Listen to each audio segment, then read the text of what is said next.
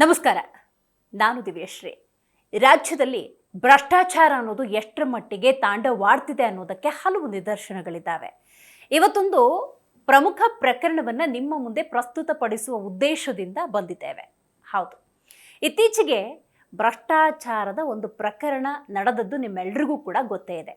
ಹೌದು, ಬಾರ್ ಲೈಸೆನ್ಸನ್ನು ಪಡೆದುಕೊಳ್ಳುವ ಸಲುವಾಗಿ ಲಕ್ಷ್ಮೀನಾರಾಯಣ ಅವರು ತಮ್ಮದೇ ಆದಂತಹ ಪ್ರಯತ್ನವನ್ನು ನಡೆಸ್ತಾ ಇರ್ತಾರೆ. ಈ ಸಂದರ್ಭದಲ್ಲಿ ಅಬಕಾರಿ ಇಲಾಖೆ ಅಧಿಕಾರಿಗಳು ಕೇಳಿದ್ದು ಲಂಚ. ಹಾಗಾದರೆ ಅಬಕಾರಿ ಇಲಾಖೆ ಅಧಿಕಾರಿಗಳು ಈ ಭ್ರಷ್ಟಾಚಾರವನ್ನು ಎಷ್ಟರ ಮಟ್ಟಿಗೆ ಬಳಸ್ತಾ ಇದ್ದಾರೆ? ಲಕ್ಷ್ಮೀನಾರಾಯಣ ಅವರು ಬಹಳ ಮುಖ್ಯವಾಗಿ ಇದರಲ್ಲಿ ಬಾರ್ ಲೈಸೆನ್ಸನ್ನು ಪಡೆದುಕೊಳ್ಳುವ ಸಂದರ್ಭದಲ್ಲಿ ಯಾವ ಪ್ರಸ್ತಾಪವನ್ನಿಟ್ಟರು, ಆಗ ಅಬಕಾರಿ ಇಲಾಖೆ ಅಧಿಕಾರಿಗಳು ಏನು ಹೇಳಿದರು, ಈ ಪ್ರಕರಣದ ಹಿನ್ನೆಲೆ ಏನು, ಇದೆಲ್ಲದರ ಬಗ್ಗೆ ತಿಳಿಸ್ಕೊಡೋದಕ್ಕೆ ಇವತ್ತು ಸ್ವತಃ ಲಕ್ಷ್ಮೀನಾರಾಯಣ ಅವರು ನಮ್ಮ ಕಾರ್ಯಕ್ರಮದಲ್ಲಿದ್ದಾರೆ. ಮೊದಲಿಗೆ ಅವರಿಗೆ ಕಾರ್ಯಕ್ರಮಕ್ಕೆ ಸ್ವಾಗತವನ್ನು ಕೋರೋಣ. ಸರ್, ಕಾರ್ಯಕ್ರಮಕ್ಕೆ ಸ್ವಾಗತ. ನಮಸ್ಕಾರ. ನೀವು ಬಾರ್ ಲೈಸೆನ್ಸ್ ಅನ್ನ ನಿಮ್ಮ ಮಗನಿಗಾಗಿ ಪಡ್ಕೊಳ್ಳುವಂತಹ ಪ್ರಯತ್ನದಲ್ಲಿದ್ರಿ, ಅಬಕಾರಿ ಇಲಾಖೆಗೆ ಹೋದ್ರಿ, ಏನಾಯ್ತು ಆಕ್ಚುಲಿ? ಮಗ ಇಂಜಿನಿಯರಿಂಗ್ ಮಾಡಿ ಅವ್ರು ಮಾಸ್ಟರ್ಸ್ ಮಾಡಿದ್ದ. ಓಕೆ. ಅವ್ರು ಬಂದಾದ್ಮೇಲೆ ಬ್ರಿವರಿ ಬೇಕು ಅಂತ ಹೇಳಿದ್ರೆ ನಮ್ಮದು ಸ್ವಂತ ಜಾಗ ಇತ್ತು, ಅದ್ರಲ್ಲಿ ನಾವು ಸ್ಟಾರ್ಟ್ ಮಾಡಿ ಆಯಿತು ಮಾಡೋಣ ಅಂತೇಳಿ ಇದು ಮಾಡಿ ಆಗಲೇ 2-3 ವರ್ಷ ಆಯಿತು. ಅವರಿಂದ ಆಗಿ ಈಗ ಒಂದು 6 ತಿಂಗಳಿಂದ ನಾನು ಮ್ಯಾನ್ಯಲ್ ಇದು ಎಲ್ಲ ಇತ್ತು, ಆಗ ಅಪ್ಲಿಕೇಶನ್ ಹಾಕಿದ್ವಿ. ಅದು ರೂಮ್ಸ್ ಎಲ್ಲ ಮಾಡಿದ್ದೀವಿ, ಟೂರಿಸಮ್ ಡೆವಲಪ್ಮೆಂಟ್ ಟೈಪು ರೂಮ್ಸ್ ಇದ್ದರೆ CL7 ಅಂತ ಕೊಡ್ತಾರೆ. ಅದೆಲ್ಲ 6 ತಿಂಗಳಿಂದನೇ ಅಪ್ಲಿಕೇಶನ್ ಕೊಟ್ವಿ. ಅವಾಗ DC ಬಂದು ಇನ್ಸ್ಪೆಕ್ಷನ್ ಮಾಡಿದ್ರು, ಇನ್ನು ಪವರ್ ಬರಬೇಕು, ಎಲ್ಲ ಕಂಪ್ಲೀಟ್ ಆಗಲಿ ಅಂತ ಹೇಳಿದ್ರು.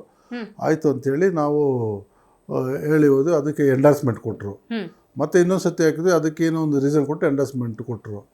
ಈಗ ಮೊನ್ನೆ 6ನೇ ತಾರೀಕು ಆನ್ಲೈನಲ್ಲಿ ಎಲ್ಲ ಅಪ್ಲೋಡ್ ಮಾಡಿ ಇದಕ್ಕೆ ಆನ್ಲೋಡಲ್ಲಿ ಈಗೆಲ್ಲ ಆನ್ಲೈನ್ ಆಗಿದೆ ಎಲ್ಲ ಕಡೆ. ಏನೇನು ಡಾಕ್ಯುಮೆಂಟ್ಸ್ ಬೇಕು ಅಂತ ಎಲ್ಲ ಡಾಕ್ಯುಮೆಂಟ್ಸ್ ಮುಂದೆ ಕೊಟ್ಟು ಈಗೆಲ್ಲ ಡಾಕ್ಯುಮೆಂಟ್ ಕೊಟ್ಟು ಅಪ್ಲೋಡ್ ಆಗಿ 6ನೇ ತಾರೀಕು ದುಡ್ಡು ಕಟ್ಟಿದ್ವಿ. 14,66,250 ರೂಪಾಯಿ ದುಡ್ಡನ್ನು ಆನ್ಲೈನ್ ಪೇಮೆಂಟ್ ಆಯಿತು, ಮಾಡಿದ್ವಿ. ಅದಾದಮೇಲೆ ಆಟೋಮೆಟಿಕ್ಕಾಗಿ ಅದು ಬೇರೆ ಲಾಗಿನ್ಗೆ ಹೋಗಿ ಕಮಿಷನರ್ ಆಫೀಸಿಗೆ ಬರಬೇಕು.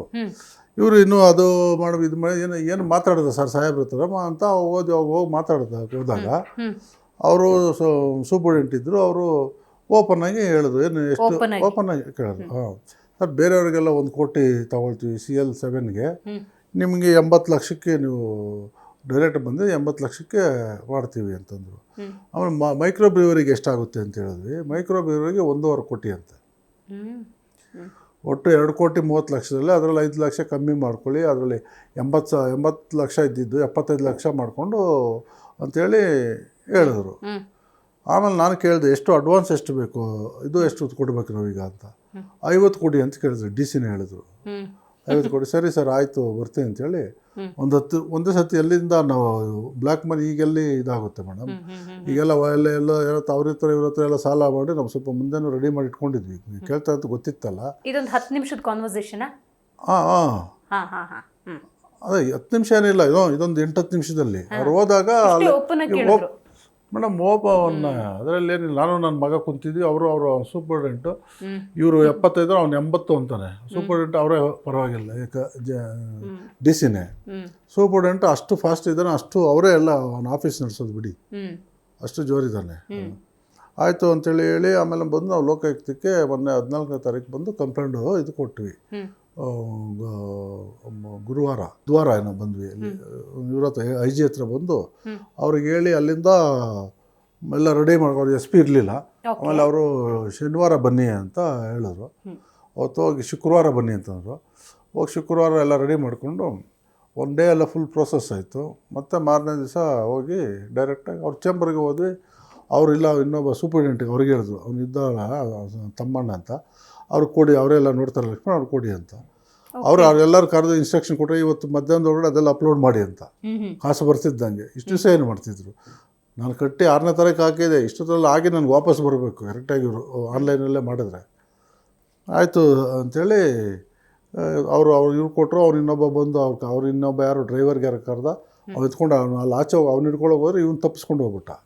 ಈ ತಮ್ಮಣ್ಣನು ಸೂಪರ್ಡೆಂಟ್ ತಪ್ಪಿಸ್ಕೊಂಡು ಹೋಗ್ಬಿಟ್ಟ. ಆಮೇಲೆ ಹೋಗಿ ಅವ್ನ ಮೊಬೈಲ್ ಟ್ರ್ಯಾಕ್ ಮಾಡಿ ಅಲ್ಲಿ ಮಲ್ಲೇಶ್ವರ ಹಿಡ್ಕೊಂಡು ಬಂದ್ವಿ.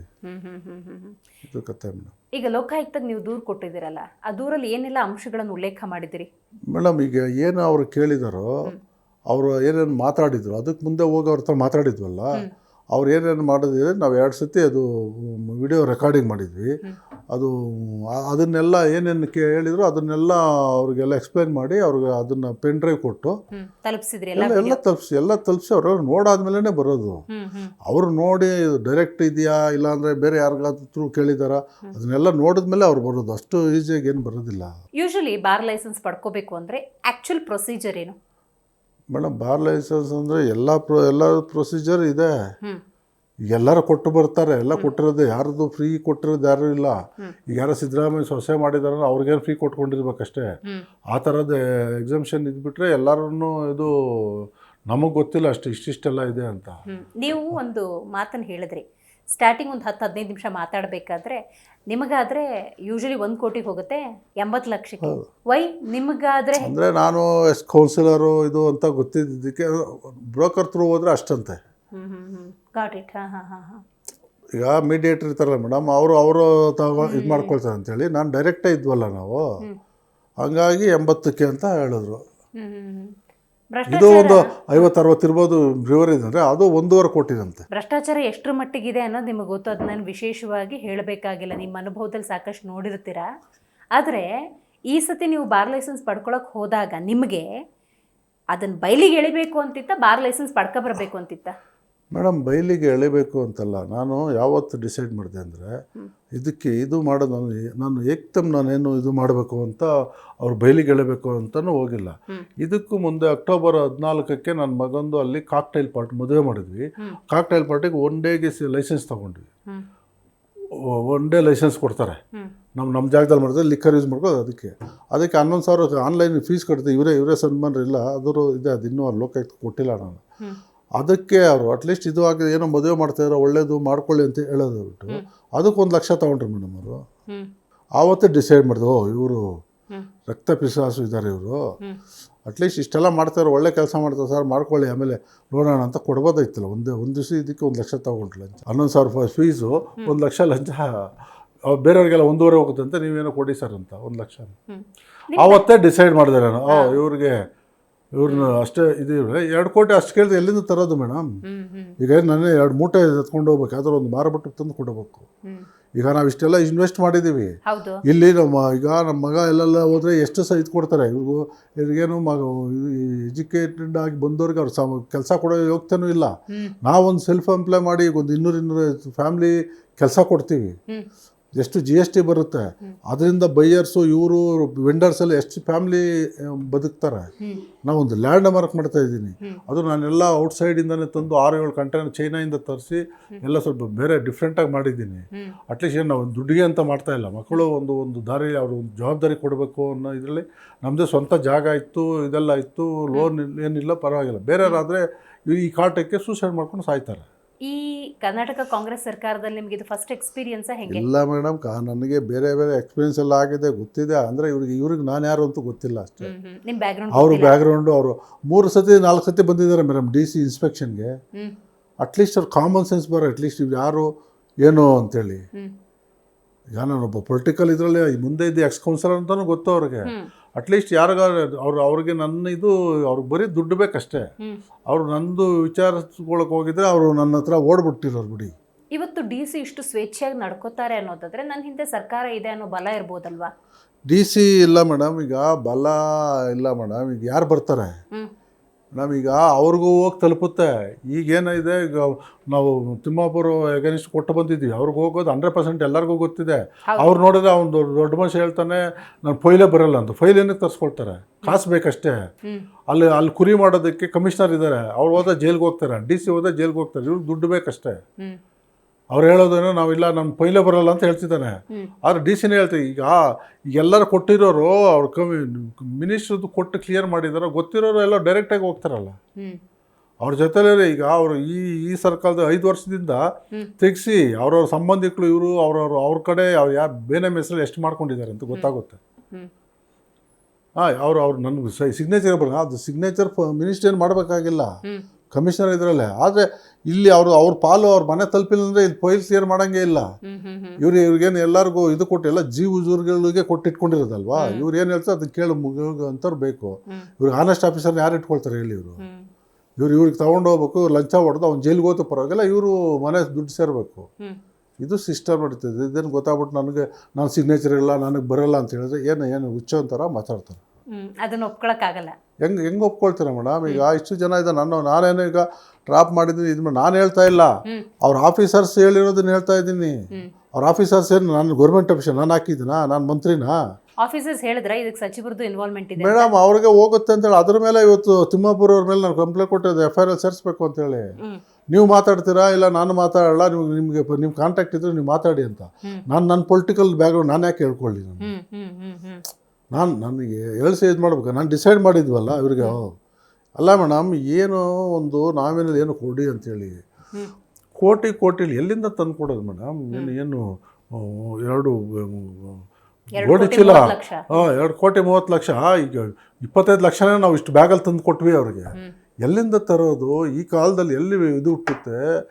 ಏನು ಕಾಮನ್ ಸೆನ್ಸ್ ಬೇಡವಾ? ಲೂಟಿ ಆಗ್ತಿದೆ. 100% ಆಗ್ತಿದೆ ಮೇಡಮ್. ಈಗ ಮೇಡಮ್ ತಿಂಗಳು ಈಗೆಲ್ಲ ಇದು ಎಷ್ಟು ಕೊಡ್ತಿದ್ದಾರೆ ಕೇಳಿ. ಈಗ ಕೋರಮಂಗಲಲ್ಲಿ ಅವರ ಇನ್ಸ್ಪೆಕ್ಟರ್ ಇದ್ದಾನಲ್ಲಿ, ಅಲ್ಲಿ ಎಲ್ಲ ಕಡೆ 25-30 ಸಾವಿರ ಮಂತ್ಲಿ ಇದ್ದರೆ ಅಲ್ಲಿ 50,000 ರಿಂದ 60,000 ಅಂತೆ. ಲಿಸ್ಟೇ ಇದೆ ಯಾರ್ಯಾರ್ದು ಎಷ್ಟೆಷ್ಟು ಅಂತೇಳಿ. ಇವ್ರದ್ದೇ ಯಾರು ಏನು ಇದೇ ಇಲ್ಲ. ಪ್ಲಸ್ ಅದು ಮಾಡ್ತಾರೆ, ಈ ಪಬ್ಗಳು ಇದು ಮಾಡಿದರೆ ಅವ್ರ ಫ್ಯಾಮಿಲಿ ನಮ್ಮವ್ರು ಬಂದರು ನೋಡ್ರಿ, ವಾರಕ್ಕೆ 2 ಸತಿ 3 ಸತಿ ಒಬ್ಬರಿಗೆ ಅವ್ರು ನನಗೆ ಅದು ತಿಂದುಬಿಡ್ತಿದ್ದಾರೆ ಎಲ್ಲ. ಹೌದಾ? ಆ ಥರ ಯಾವುದೂ ಬಿಟ್ಟಿಲ್ಲ ಅವರು. ಅಲ್ಲಿ ಕೋರಮಂಗಲೆಲ್ಲ 50,000 ರಿಂದ 60,000 ಅಂತೆ ಅಲ್ಲಿ ವ್ಯಾಪಾರ ಆಗುತ್ತೆ ಅಂತೇಳಿ. ಅಲ್ಲಿ ಪಾಶ್ ಏರಿಯಾ ಸ್ವಲ್ಪ ಜಾಸ್ತಿ ಹೋಟ್ಲ್ಸ್ ಇದ್ದಾವೆ ಅಂತ. 50 ತಿಂಗಳಿಗೆ ಮೇಡಮ್ ಯಾರ್ಯಾರಿದೆ ಅಷ್ಟೆಷ್ಟು ಅಂತ ಲಿಸ್ಟೇ ಇದೆ. ನೋಡಿ ಇದು ಲಿಸ್ಟೇ ಇದೆ. 4 ಹೆಸರು ಹೇಳ್ಬೋದಾ ನೋಡಿ ಮೇಡಮ್? ಅಲ್ಲ ಕೇಳಿ, ಇದು ಮಂತ್ಲಿ ಕೊಡೋರು. ಎಕ್ಸೈಸ್ ಆಫೀಸ್ಗೆ 50,000, JC ಸ್ಕ್ವಾಡ್ಗೆ 3,000, ಸಬ್ ಡಿವಿಷನ್ಗೆ 8,500, DC ಸ್ಕ್ವಾಡ್ಗೆ 3,500 ತಿಂಗಳಿಗಿದು. ಒಂದೊಂದು ಅಂಗಡಿಯವನು ಎಷ್ಟು ಹೋಟ್ಲ್ಸ್ ಇದೆ ನೋಡಿ. ಇಷ್ಟು ದೊಡ್ಡ ಹೋಟ್ಲ್ಗಳೇ ಎಷ್ಟಿದೆ, ಇನ್ನು ಬೇರೆ ಬಾರಗಳು ಎಲ್ಲ ಎಷ್ಟಿದೆ. ಏನು ಲೂಟಿ ಹೊಡಿತಿದ್ದಾರೆ. ಸರ್, ಈಗ ಇದು ಒಂದು ಆಯಾಮ. ಇನ್ನೊಂದು ಥರ ಜನ ಯೋಚನೆ ಮಾಡ್ತಾರೆ, ಲಂಚ ತಗೊಳ್ಳೋದು ತಪ್ಪು ಅಂತ ಹೇಳ್ತಾ ಇದ್ದೀವಿ, ರೈಟ್? ನೀವು ಹೇಳೋದನ್ನ ನಾವು ಒಪ್ಕೊಳ್ಳೋಣ, ಲಂಚ ಕೊಡೋದು ತಪ್ಪಲ್ಲ. 100% ತಪ್ಪು ಮೇಡಮ್. ಅದಕ್ಕೋಸ್ಕರ ಅಲ್ವಾ ನಾವು ಈಗ ಜನ ಎಚ್ಚೆತ್ಕೋಬೇಕು. ಈಗ ಈಗ ಎಲ್ಲರೂ ಇದೆ ಏನಕ್ಕೆ ಕೊಡ್ಬೇಕು ಎಲ್ಲ ಮಾಡಿದ್ರೆ ಎಲ್ಲಿಗೆ ಹೋಗ್ತಾರೆ ಅವರು? ಅಲ್ಲ, 2,30,00,000 ಆಗೋ ಹೊತ್ತಿಗೆ ನಿಮಗೆ ರೈಸ್ ಆಯಿತು, ಕೋಪ ಬಂತು, ಆಕ್ರೋಶ ಬಂತು. ಅದೇ 15-20 ಲಕ್ಷದಲ್ಲಿ ಆಗಿದ್ರೆ ನೀವು ಕನ್ವಿನ್ಸ್ ಆಗಿ ಕೊಟ್ಟು ಬರ್ತಿದ್ರಿ. ಇಲ್ಲ ನಾನು ನನ್ನ ಇದು ನಿಮ್ಗೆ ಗೊತ್ತಿಲ್ಲ ಅಂತ ಕಾಣುತ್ತೆ. ನಾನು ಬೇರೆ ಸುಮಾರು ಕೇಸ್ಗಳು ಮಾಡಿದ್ದೀವಿ. ನನ್ನ ಹತ್ರ ಯಾರು ಕೇಳೋದು ಎಲ್ಲ ಗೊತ್ತಿದೆ. ನಮ್ಮ PLಗಳೆಲ್ಲ ಸುಮಾರು ಹಾಕಿದ್ದೀವಿ. ನಾವು ಮಾಡಲ್ಲ. ಈಗ ಬೇರೆಯವ್ರಿಗೆ ಧೈರ್ಯ ಇಲ್ಲ ಮೇಡಮ್. ಅವ್ರು ಫೇಸ್ ಮಾಡೋಷ್ಟು ಏನು ಸಿಸ್ಟಮ್ ಅದೇ ತಿಳ್ಕೊಳ್ಳೋಕ್ಕೂ ರೆಡಿ ಇಲ್ಲ ಅವರು. ಏನೇ ನಮ್ಗೆ ಯಾಕೆ ಬೇಕಪ್ಪ ಫಸ್ಟ್ ಕೊಟ್ಟೀಗ ರೆವಿನ್ಯೂಲ್ ಅಷ್ಟೇ ನೋಡ್ತೀವಲ್ಲ, ಅವ್ರ ಕೆಲಸ ಆಗ್ಬಿಟ್ರೆ ಸಾಕು. ಇವ್ರುಗಳೇ ಅವ್ರನ್ನ ಹಾಳು ಮಾಡಿರೋದು. ಈಗ ಔಟ್ಸೈಡಿಂದ ಬರ್ತಾರೆ ನೋಡಿ, ಅವ್ರು ಏನು ಕೊಟ್ಟರೆ ಬಿಸಾಕ್ಬಿಟ್ಟು ಕೆಲಸ ಮಾಡ್ಕೊಂಬನ್ರಿ ಅಂತಾರೆ. ಈ ಲೆವೆಲ್ಗೆ ಬಂದ್ಬಿಟ್ಟಿದೆ ಜನ ಎಲ್ಲದಕ್ಕೂ ಮೇಡಮ್. ಅದು ಲಿಮಿಟ್ ಅದು ಎಲ್ಲ ಮೀರಿ ಹೊಟ್ಟೋಗಿದೆ. ಅದು ಮುಗಿದೋಗಿ ಜನ ಎದ್ದು ರೋಡಿಗೆ ಬಂದು ಇವ್ರಿಗೆ ಯಾವತ್ತು ಹೊಡಿತಾರೋ, ಈಗ ಶ್ರೀಲಂಕಾಲ್ಲಿ ಇದರ ಬಾಂಗ್ಲಾದೇಶ ಎಲ್ಲ ಆ ಇದಕ್ಕೆ ಬರುತ್ತೆ. ಯಾವುದ್ರಲ್ಲೂ ಕಮ್ಮಿ ಇಲ್ಲ. ಈಗ ನೋಡಿ ಅಲ್ಲಿ ಮೋನಿಶ್ ಮದ್ಗಿಲ್ ಎಲ್ಲ ಒಂದು ಸಿಸ್ಟಮ್ ಮಾಡಿದ್ದಾರೆ, ಆನ್ಲೈನ್ ಮಾಡಿದ್ದಾರೆ. ಅವ್ರ ಮಕ್ಕಳಿಗೆ ಮಸಿ ಬೆಳೆಯೋದಕ್ಕೆ ಇವರೆಲ್ಲ ಏನೇನೋ ಇದು ಅಂಡರ್ ಪ್ಲೇ ಮಾಡ್ತಾರೆ. ಅಲ್ಲೆಲ್ಲ ಹೊತ್ಬಿಟ್ಟು ಅಲ್ಲಿ ಹೋಗ್ಬಿಟ್ಟಿದೆ ಅಂತ ಹೇಳೋದು, ಎಲ್ಲಿ ಹೋಗಿದೆ ಅಂತ ಎಲ್ಲ ದಾರಿ ತಪ್ಪಿಸೋದು. ನಮ್ಮದೇ ಒಂದು ಇದು ಈ ಖಾತಾದೊಂದು ಆಗಿ 15 ದಿವಸ ಆಯಿತು ಮೇಡಮ್. ಅಲ್ಲೊಂದು ಫಾರಮ್ ಹೇಗೆ ಇದಕ್ಕೆ ಹೋದ್ರೆ ಎಲ್ಲಿ ಹೋಗಿದೆ ಅಂತ ಗೊತ್ತಿಲ್ಲ ಅವ್ರಿಗೆ. IGR ಆಫೀಸ್ಗೆ ಹೋದ್ರೆ ಅವ್ರಿಗೆ ಗೊತ್ತಿಲ್ಲ, ಸರ್ ಅಲ್ಲಿ ಕಳಿಸಿದ್ದು ಹೋಗಿದೆ ಅಂತಾರೆ. ಅವ್ರಿಗೆ ಗೊತ್ತಿಲ್ಲ ಮೇಡಮ್ ಎಲ್ಲೆಲ್ಲಿ ಏನಾಗಿದೆ ಅಂದರೆ ಅವರೆಲ್ಲ ಇದು ಮಾಡಿದ್ದಾರೆ. ಅವರು ಈಗ ಆನ್ಲೈನ್ ಆಗ್ಬಿಟ್ಟು ಇವ್ರ ಬರಲ್ವಲ್ಲ. ಈಗೆಲ್ಲ ಈ ಕಥೆ ಎಲ್ಲ ತುಂಬ ಮಾಡಿದ್ರೆ ಡಾಕ್ಯುಮೆಂಟ್ ಇದ್ರೆ ಕೊಡ್ಬೋದು. ಅದನ್ನು ದಾರಿ ತೋರಿಸ್ಬಿಟ್ಟು ಅದ್ಯಾವುದೋ ಒಂದು ಸೀನಿಯರ್ ಸಿಟಿಸನ್ ಲಾಗಿನ್ಗೆ ಹೋಗಿ 400 ಕುಂತ್ಕೊಂಡ್ಬಿಡುತ್ತೆ. ಅದು ತಿಂಗ್ಳುಗಟ್ಟಲೆ ಆದರೂ ಕ್ಲಿಯರ್ ಆಗಲ್ಲ. ಈ ಸಿಸ್ಟಮ್ ಮಾಡ್ತಾರೆ. ಈಗ ನೋಡಿ, ನಿಮ್ಗೆ ಅದರೊಂದು ಪೊಲಿಟಿಕಲ್ ಬ್ಯಾಕ್ಗ್ರೌಂಡ್ ಇದೆ. ನೀವೇನೋ ಮಗಂಗೊಂದು ಬಿಸ್ನೆಸ್ ಹಾಕ್ಕೊಡ್ಬೇಕು ಅಂತ ಬಾರ್ ಲೈಸೆನ್ಸಿಗೆ ಓಡಾಡ್ತಿದ್ರಿ. ಅದರ ಉದ್ಯಮನೇ ಮಾಡಬೇಕು, ಈ ಬಾರ್ ಲೈಸೆನ್ಸ್ ಬೇಕು ಅಂತ ಬರೋರ ಕತೆ ಏನು ಹಂಗಾದ್ರೆ? ಮೇಡಮ್, ಬರೋರ ಕತೆ ಅಲ್ಲ, ಎಲ್ಲರೂ ಇದಕ್ಕೆ ರೆಡಿಯಾಗೇ ಬರ್ತಾರೆ. ಈಗ ಅವ್ರಿಗೂ ಗೊತ್ತಿದೆ. ಈಗ ನಾನೊಬ್ಬ ಇಷ್ಟು ದಿವಸ ಮಾಡಿ ಬೇರೆಯವ್ರು ಯಾಕೆ ಮಾಡಬಾರ್ದು ಮೇಡಮ್? ಏನು ಎಲ್ಲಿಂದ ತಂದು ಕೊಡ್ತಾರೆ ಇವರು? ಇವ್ರು ಹಾಕಿ ಇದು ಕೊಟ್ಟರು ಅವ್ರ ಜನರ ಮೇಲೆ ತಾನೇ ಹಾಕ್ಬೇಕಲ್ಲಿ. ಕರೆಕ್ಟ್. ಏನು ಇವ್ರು ತಿಂದರು ಅವ್ರು ಜನರ ಮೇಲೆ ತಾನೆ. ಈಗ ಯಾವುದೋ ಒಂದು ಈಗ ರೆವಿನ್ಯೂಲ್ ಕೊಟ್ಟರು ಅವ್ರ ಜನರ ಮೇಲೆ ಈಗ ಬಿಲ್ಡರ್ ಒಬ್ಬದು ಬಂದು ಅದೆಲ್ಲ ಖರ್ಚು ಸೇರಿಸಿ ತಾನೆ ಜನರ ಮೇಲೆ ಹಾಕ್ತಾರೆ. ಈ ಸಿಸ್ಟಮ್ ಬಂದಿದೆ ಎಲ್ಲ ಯಾವ ಇದಕ್ಕೆ ಅಂದರೆ ಅದು ಹೇಳೋದಕ್ಕೆ ಸಾಧ್ಯ ಇಲ್ಲ, ಆ ಲೆವೆಲ್ಗೆ ಬಂದು ಕುಂತುಬಿಟ್ಟಿದೆ. ಈ 2.5 ವರ್ಷದಲ್ಲಿ ನೀವು ಕೂಡ ಅಬ್ಸರ್ವ್ ಮಾಡಿದಿರ, ಗೊತ್ತಿರೋದ್ರಿಂದಾಗೆ ಮದ್ಯದ ಬೆಲೆ ಕೂಡ ಸಿಕ್ಕಾಪಟ್ಟೆ ಹೆಚ್ಚಾಗಿದೆ. ಇದ್ರ ಬಗ್ಗೆ ಹೇಳಿ. ಈಗ ಎಲ್ಲ ಹೋದ್ರು ಅಲ್ಲೇ ಎತ್ತಬೇಕಲ್ಲ ಇವರು. ಈಗ ಗ್ಯಾರಂಟಿ ಪಂಚ ಗ್ಯಾರಂಟಿ ಇದು ಮಾಡಿ ಅದನ್ನ ಎತ್ತಬೇಕು ಅಂದ್ರೆ ಇಲ್ಲೇ ಎತ್ತಬೇಕಲ್ಲ. ಇಲ್ಲ ರೆವಿನ್ಯೂಗೆ ಹೋಗ್ತಾರೆ, ಅಲ್ಲಿ ಹೋಗ್ತಾರೆ, ಅದು ಜನರ ಮೇಲೆ ಇದು ಇದು ಇದು ಇದು ಇಲ್ಲೇನು ಅಲ್ಲಿ ಹೆಂಗಸರು ಕೊಡ್ತಾರೆ, ಗಂಡಸಿಂದ ಕಿತ್ಕೊಳ್ತಾರೆ. ಇಲ್ಲಿ ಇದೆ ಅಲ್ಲಿ. ಈಗ ನೀವು ಆರ್ ಬಿ ತಿಮ್ಮಾಪುರ ಅವ್ರ ಹೆಸರು ಕೂಡ ಉಲ್ಲೇಖ ಮಾಡಬೇಕು, FIR ಹಾಕಬೇಕು ಅಂತ ಹೇಳಿದ್ರಲ್ಲ.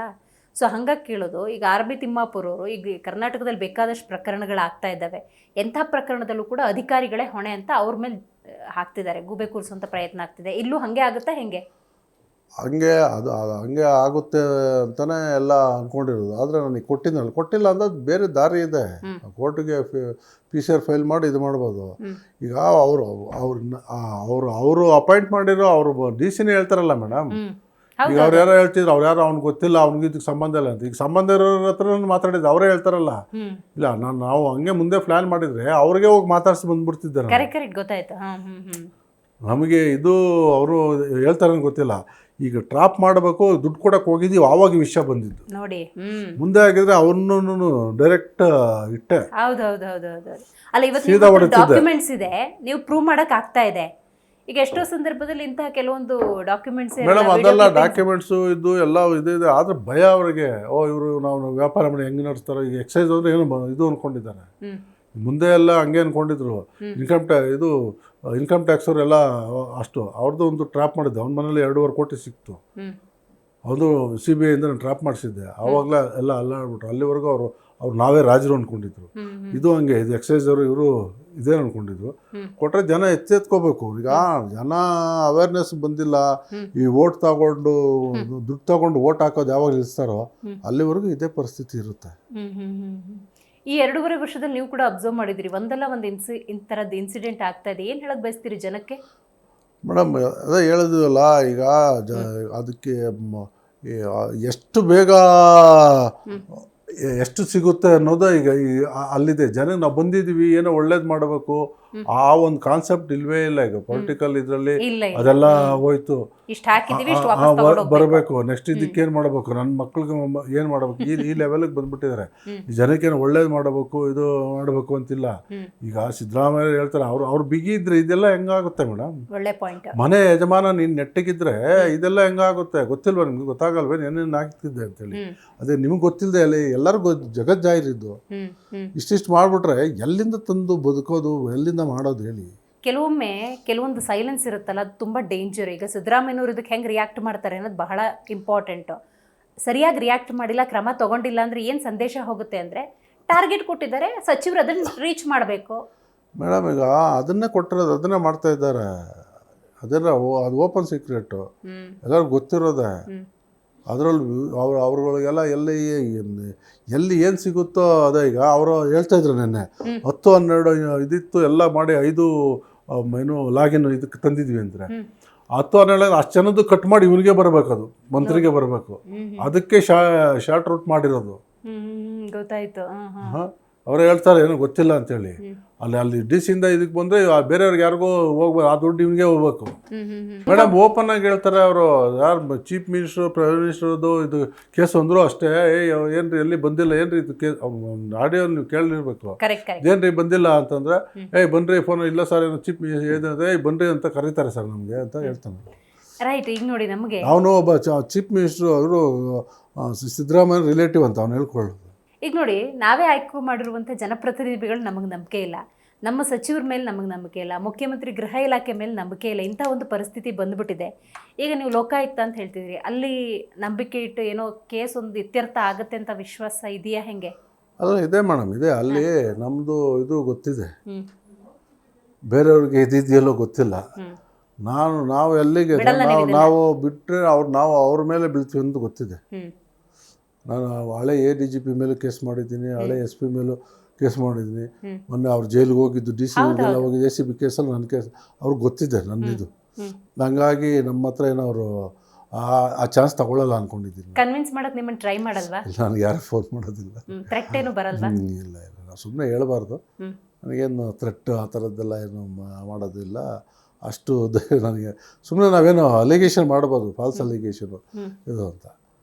ನಮ್ಮದೆಲ್ಲ ರೆಕಾರ್ಡಿಂಗ್ ಇದರಲ್ಲಿ ಇರ್ತಾರೆ. ನನ್ನ ಗನ್ಮ್ಯಾನ್ ಇದ್ದರು. ನಾನು ಈಗೆಲ್ಲ ನಮ್ಮ ಮಗಂದು ಮದುವೆ ಇದಾಯಿತು, ನನ್ನ ಗನ್ಮ್ಯಾನ್ ಏನು ಅವರು ಎಲ್ಲ ಊರಿಗೆ ಹೋದಂತ ನಾನು ಇಟ್ಕೊಂಡಿಲ್ಲ. ಅದೆಲ್ಲ ಅವೇರ್ನೆಸ್ ಇದಿದೆ. ಆ ಥರದ್ದು ಯಾವುದು ಕಾನೂನಾತ್ಮಕ ಹೋರಾಟ ಹಂಗಾರೆ ಮುಂದುವರಿಸ್ತೀರಿ? ಖಂಡಿತ. ಒಂದು ಸುಮಾರು PLಗಳೆಲ್ಲ ಹಾಕಿದ್ದೀನಿ. ಬ್ಯಾಲನ್ಸ್ ಕಾಲೋನಿನ ಹಾಕಿದ್ದೆ. ಅದನ್ನು CMದು ಅದು ಇನ್ನೊಂದು ದೊಡ್ಡದಿದೆ, ಈಗೆಲ್ಲ ರೆಡಿ ಮಾಡ್ತಾ ಇದ್ದೀವಿ. ಬಿಗ್ ಫಿಶ್ ಒಂದಿದೆ. Right sir, thank you so much. ಇವತ್ತಿನ ಕಾರ್ಯಕ್ರಮದಲ್ಲಿ ನೀವು ಭಾಗಿಯಾಗಿ ಅಬಕಾರಿ ಇಲಾಖೆ ಅಂದಾಗ ಅಲ್ಲಾಗುವಂಥ ಭ್ರಷ್ಟಾಚಾರದ ಸಾಕ್ಷಿ ಸಮೇತ ಜನರ ಮುಂದಿಡೋ ಪ್ರಯತ್ನ ಮಾಡಿದ್ರಿ. Thank you so much. Okay, thank you, ನಮಸ್ಕಾರ. ಸೊ ನೋಡಿದ್ರಲ್ಲ ವೀಕ್ಷಕರೇ, ಇತ್ತೀಚೆಗೆ ಆದಂಥ ಒಂದು ಪ್ರಕರಣ, ಅಬಕಾರಿ ಇಲಾಖೆಯ ಭ್ರಷ್ಟಾಚಾರದ ಕರ್ಮಕಾಂಡ. ಅದನ್ನು ಲಕ್ಷ್ಮೀನಾರಾಯಣ ಅವರು ಬಯಲಿಗಿಳಿಯುವ ಎಲ್ಲ ಪ್ರಯತ್ನವನ್ನು ಮಾಡಿದ್ದಾರೆ. ಸೂಕ್ತ ಸಾಕ್ಷ್ಯಾಧಾರಗಳನ್ನು ಲೋಕಾಯುಕ್ತಕ್ಕೆ ಒದಗಿಸಿದ್ದಾರೆ. ಮುಂದಿನ ಕಾನೂನಾತ್ಮಕ ಬೆಳವಣಿಗೆಗಳು ಏನಾಗುತ್ತೆ ಅನ್ನುವಂಥ ಕುತೂಹಲದೊಂದಿಗೆ ಇವತ್ತಿನ ಕಾರ್ಯಕ್ರಮ ಮುಗಿಸೋಣ. ನೋಡ್ತಾ ಇರಿ ಜೀ ಕನ್ನಡ ನ್ಯೂಸ್, ಸತ್ಯವೇ ಸುದ್ದಿಯ ಜೀವಾಳ.